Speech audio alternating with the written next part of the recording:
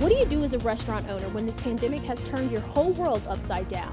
Well, you can look to others for support. I'm Annie Johnson, and I'll have the full story coming up. Montana State University is officially looking ahead to fall and a unique way to bring students back to campus. I'm Cody Boyer here at MSU. How they're planning to do that, coming up. Coming up on 6:30 back here on your Thursday Montana This Morning. Caitlin Corbett and Chet Lehman, you said you had more in store for us in this forecast. A nice Saturday, but it's going to change. I've got a little bit of everything for you except snow. Mixed bag. Mixed That's bag. what we call it, right? Big giant mixed bag of weather. Actually, let's just focus on the here and now, though. Right now, lovely outside, pretty mild. Temperatures in the 40s. You can see West Yellowstone currently at 30. As far as your planner for today, it's going to be a good one. Get outside and enjoy it. More sunshine than clouds. Temperatures warming into those mid to upper 70s for the Bozeman area. For Butte, we're going to keep it in the low 70s. More clouds in the afternoon, but the temperature is going to be really nice, and it's just going to be breezy. All of that being said, changes in store, and I have the detailed forecast for you coming up in about 10 minutes. Okay, thank you very much, Chet. There are 8 new confirmed coronavirus cases in the latest report from the state health department. 6 of them are in Gallatin County. Some of those Gallatin County cases are connected to previously known infections. Plus, the city county health department says the new cases do not appear to be travel related. That makes 11 confirmed active cases in Gallatin County right now, and no one is in the hospital. The other 2 cases are in Bighorn County. Well over 54,000 people have been tested in the state of Montana. The president of the Montana Restaurant Association stopped by Bozeman to meet with restaurant owners and talk about recovery efforts from the pandemic. MTN's Annie Johnson caught up with him to learn more about the road to recovery for restaurants across the state. You've heard the phrase over and over. We're living in a time of uncertainty. And in times of uncertainty, people want answers. They want support. They want guidance. And this is no different with restaurant owners. It's brought the restaurant industry to its knees. It really has. Brad Griffin is the president of the Montana Restaurant Association, and throughout this pandemic, his organization has been trying to help restaurants stay afloat. The biggest challenge has just been helping restaurants understand the federal legislation that passed, the CARES Act. I made it my job to learn that act very well and be able to explain it to our members in an easy and concise way so that they could access the funds to help their business. And for restaurant owners, the association has played a huge part in the road to recovery. We actually opened this restaurant March 16th of 2000, and we closed it down for COVID March 16th of 2020. From day one, we were talking regularly with the association, with the board members, sending information out to all of our membership. We had an audience with the governor. We had an audience with our representatives so that they were listening to us. But for restaurants, there's still a long road ahead. There's still work to be done, but I think overall, very happy to be doing business in Montana compared to other parts of the country. I think that progressing to phase 3 as quickly as possible and as quickly as is as socially responsible is the main thing that we need to stay focused on now. The association can't tell the future, and they have no idea how long this will continue, but they do say they'll be here for their restaurants for as long as it takes. Reporting in Bozeman, Annie Johnson, MTN News. Montana State University, meantime, has a massive new document detailing a plan to help bring students back to campus this fall. MTN's Cody Boyer shows us how this will affect returning students. The safety and the health of our faculty, our staff, our students, that's our foremost concern. Aside from Montana Hall's hourly tolls and the construction of new classrooms, MSU has been quiet. But not for much longer. We have seen many changes come to our campus over the course of this year so far. Bring in the roadmap to fall 2020. People returning to campus this fall, students included, are going to see a lot of adaptations to deal with mitigating the spread of COVID-19. Classes will be broken down into 4 learning models: in-person, virtual, blended or a mix of the 2, and online. All the decisions that we're making are made in line with the best advice we can get from public health officials and even from the CDC. While masks won't be required, at least in most circumstances, they will be strongly recommended, as social distancing will play a heavy role throughout the entire campus, down to the doorknobs. As for the seating arrangements, as you can see by the stickers on each chair, that will be taken into effect as well. Differing schedules for where they're having their classes, a lengthened academic day that begins a little bit earlier, runs a little bit later to help accommodate some of those changes. And each person, from staff to students, will get a Clean Cat kit. And these are little kits that we're giving out to folks that are going to contain hand sanitizer, disinfectant, some wipes, and a mask. According to MSU's budget, the campus relies on about 45% of the tuition received from out-of-state students. So for that reason, and more than 16,500 others, officials aim to make the return to campus a safe one the first time. We don't have all the answers. We want to have the flexibility and be adaptable enough to meet whatever demands come up. In Bozeman, Cody Boyer, MTN News.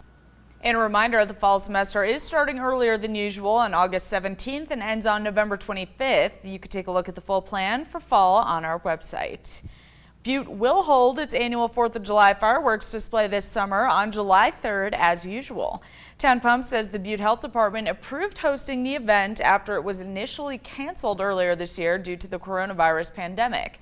City officials decided to host the event after no spikes in cases of COVID-19 were reported in Butte's Silverbow.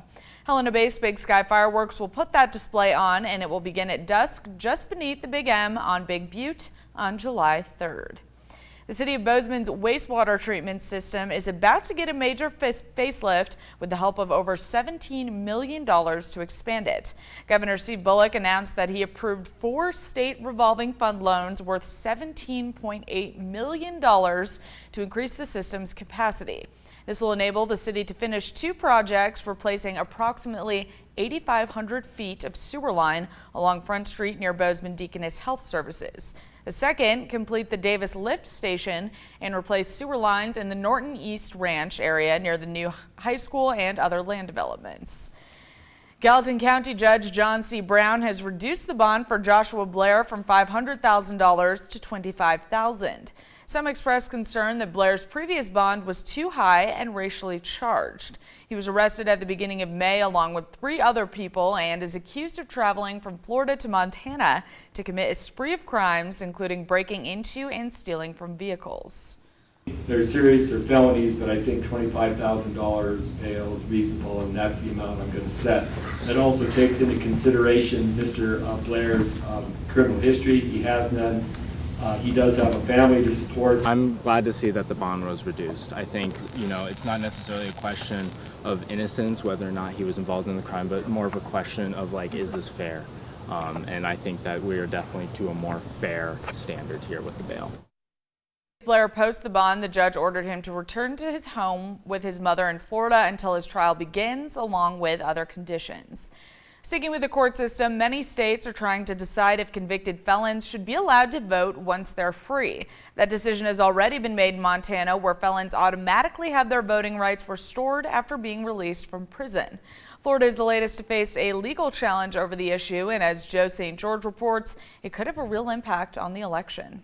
I was immediately a felon, and I lost my right to vote. Barbara Barrick's story is similar to many who leave prison. She served 2 years for theft, but after she got out, her right to vote was not guaranteed. In 11 states, felons can face obstacles in automatically receiving back their right to vote. In Florida, felons must have their fines paid. In Arizona, 2 or more felonies require a judge's order. In Nebraska, felons must wait 2 years. In Barbara's case, Virginia law requires a governor's special order, which she received 2 years ago. When I voted for the first time last November, I felt so real. I put that little sticker on, I was prancing around. I actually cried. With Election Day now 5 months away, Barbara and others around the country are keeping an eye on Florida, not for its beaches, but for what happens to its felons. A federal judge recently ruled forcing felons to pay fines before they vote is a poll tax, and while the state will appeal the ruling, it could mean 1 million plus new voters. So we think this ruling will affect the voting rights of hundreds of thousands of people in Florida. Julie Ebenstein is with the ACLU. She argued the case. She estimates this could have a major impact on the election given Florida's swing state status. It could also trigger other legal challenges in states that impose voting restrictions restrictions on felons. I think there is certainly a trend to give people second chances, to let them rejoin the electorate. And while it's unclear if this case will make it all the way to the U.S. Supreme Court before the November election, Barbara warns this would benefit more than just the Democratic Party. A recent study by Vox found that felons vote for Democrats and Republicans equally. It's about 50-50 down the line inside. In Washington, I'm Joe St. George. 6:39 now. Those living near Emily Dickinson Elementary School were in for a treat Wednesday afternoon, along with a bunch of students missing their teachers. The faculty and staff of the school held their own parade, wishing students and their parents a fantastic summer, with the Emily Dickinson Husky appropriately leading the way. Students lined up along Brentwood Drive and other streets with posters. The parade weaved its way from the back of the school, hitting most of the streets and honking all the way. Love to see all that creativity with the students getting ready to enjoy their summer vacation. 6:40 now, we're taking a short break on Montana This Morning. When we come back, the U.S. tops 2 million COVID-19 cases. Coming up, what doctors and scientists are saying about a recent rise in infections. And here's what's coming up on CBS This Morning. Good morning. Ahead on CBS This Morning, we'll hear from the Minneapolis police chief who's vowing transformational change within his department. Also first on CBS This Morning, author Wes Moore tells us why activists must be relentless to create change. Plus, in a CBS This Morning exclusive, Reddit co-founder Alexis Ohanian on why he resigned from that company's board and how his marriage to Serena Williams opened his eyes to his white privilege. And fighting COVID from space, only on CBS This Morning, an inside look at how the government uses eyes in the sky to see how the coronavirus is changing the world down here. We'll see you at 7.